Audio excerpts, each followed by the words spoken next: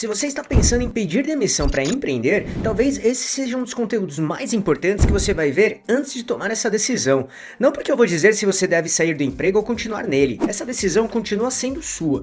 Mas quero apenas mostrar o que eu gostaria de ter entendido antes de empreender, de verdade, porque boa parte do que torna esse começo tão difícil não é falta de capacidade, e sim expectativa errada.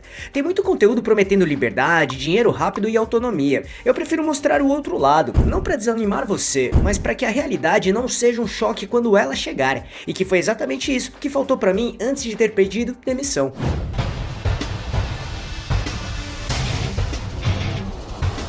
Uma pergunta que eu deveria ter feito antes de pedir demissão era: por que eu realmente queria pedir demissão para empreender? Parece uma pergunta simples, mas muda muita coisa. Se a resposta é só fugir do emprego ou ganhar mais dinheiro, qualquer dificuldade do começo faz você questionar a decisão.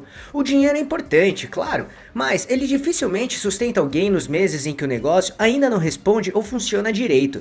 Ao longo da minha jornada empreendedora, descobri que eu precisava de um motivo maior para continuar persistindo quando as coisas não saíam como eu imaginava. Então, repasso essa pergunta para você. Por que quer sair do seu trabalho? Se a resposta for só cansei do meu ou minha chefe ou quero ganhar mais, vale desconfiar. Porque se o único motivo para abrir uma empresa é fugir do emprego, você provavelmente vai criar outro problema em vez de resolver o primeiro. Além disso, o negócio precisa fazer sentido mesmo quando o dinheiro demora para aparecer. Porque dinheiro sozinho não sustenta a jornada empreendedora no dia a dia. Vai ter mês ruim, cliente difícil, imprevisto que consome o fim de semana, entre tantas outras questões delicadas.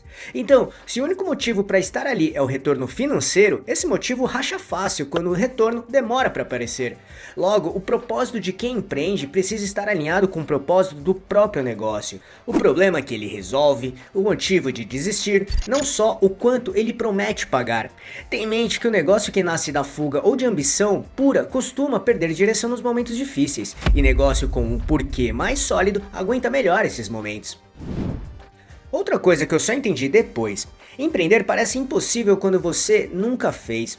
Depois você percebe que o problema nunca foi a dificuldade, era simplesmente não conhecer o processo. Formalizar, precificar, vender, se organizar financeiramente, tudo isso parece complexo demais quando você nunca fez. Mas complexo não é o mesmo que impossível. É um caminho que se aprende passo a passo, na ordem certa. A frustração de quem desiste no meio do caminho raramente vem do negócio em si, vem de achar que devia ser mais fácil do que é. E aí qualquer dificuldade normal parece prova de que algo está errado. Cuidado com a questão do dinheiro, e é aqui que a conta não fecha do jeito que a gente espera. Todo mundo fala em ter uma reserva financeira, certo, mas isso é vago demais para ser útil. A pergunta real não é quanto eu tenho guardado, é quanto tempo eu aguento sem salário fixo, pagando minhas contas e ainda investindo no negócio ao mesmo tempo. Não é só sobreviver, é sobreviver enquanto ainda sobra dinheiro para manter o negócio funcionando, corrigir o que dá errado e tomar decisão com cabeça fria, não pressionado pelas contas a pagar do mês.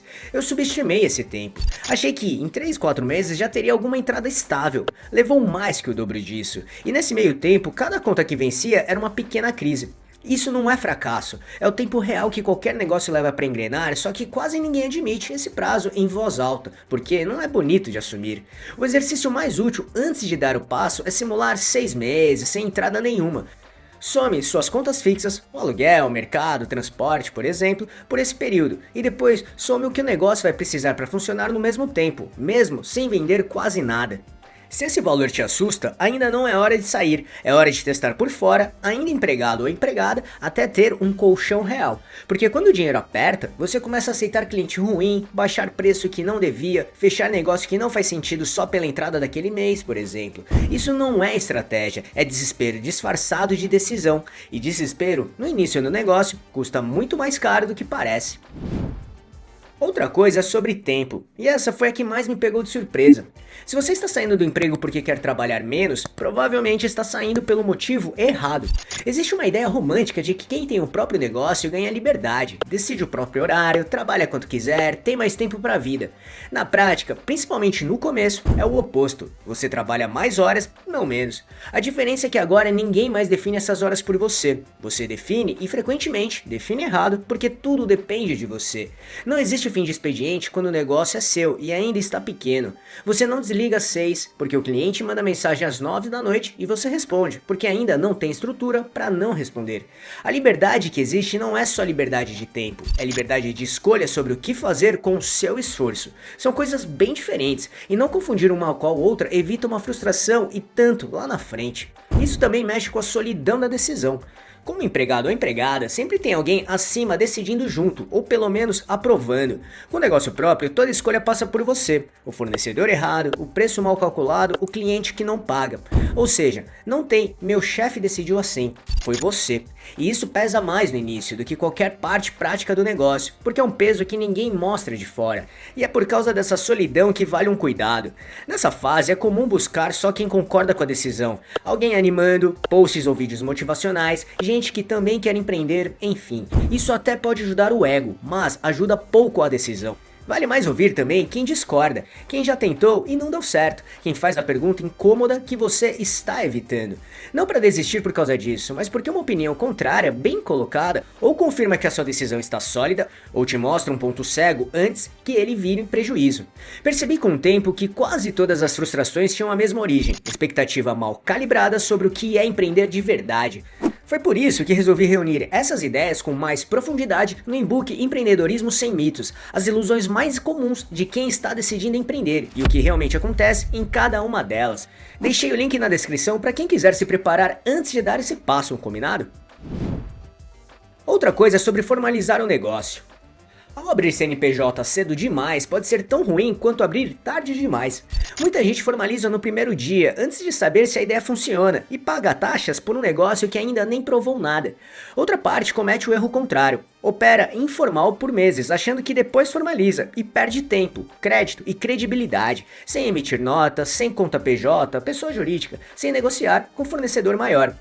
O ponto de equilíbrio é testar a ideia informalmente enquanto ainda está empregado ou empregada, validar se existe demanda de verdade e formalizar quando o negócio começa a gerar movimento real. Não antes por ansiedade, nem depois por procrastinação. Empreender e decidir a estrutura formal do negócio são decisões diferentes, mesmo que a gente costume tratar como uma só. Mas, se eu pudesse voltar no tempo, ainda largaria o emprego para empreender. A diferença é que faria isso com um plano mais realista e principalmente com as expectativas mais alinhadas. Com uma reserva financeira maior, calculada pelo pior cenário e não pelo otimista que a gente sempre monta na cabeça, e com a mentalidade de que eu trabalharia mais no início, não menos. Só que isso não teria tornado o caminho mais curto, só teria evitado boa parte dos erros que eu mesmo criei por não entender como o começo de um negócio realmente funciona. Hoje eu percebo que abrir uma empresa sempre cobra algum preço. Você vai errar, perder dinheiro em algumas decisões e aprender muita coisa de forma mais cara possível, fazendo. Isso faz parte de praticamente qualquer negócio. O erro é imaginar que existe uma forma de evitar esse custo esperado mais um pouco. Na maioria das vezes, o que acontece é o contrário. Você adia a decisão esperando o momento perfeito, e ele nunca chega. Quando percebe, passou mais de um ano, depois outro, e você continua no mesmo lugar, só que com mais dúvidas do que antes.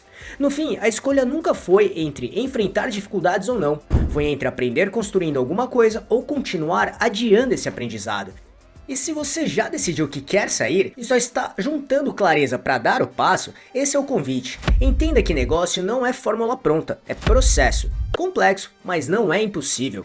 Por isso, vou lembrar mais uma vez que esse é o objetivo do e-book Empreendedorismo Sem Mitos, porque percebi que muita gente começa um negócio preparada para trabalhar, mas não para a realidade que encontra nos primeiros meses. Tudo para ajudar a evitar os erros que eu mesmo cometi. Se ele conseguir evitar alguns erros que normalmente custam meses, às vezes anos, de aprendizado caro, então já terá valido a pena. Se você quiser se aprofundar antes de tomar essa decisão de sair do seu emprego para montar seu próprio negócio, o Empreendedorismo Sem Mitos está linkado aqui embaixo. Espero que tenha gostado, e se gostou desse vídeo, deixe seu like e compartilhe esse conteúdo com seus amigos e familiares para ajudar muito esse canal. Obrigado e até a próxima!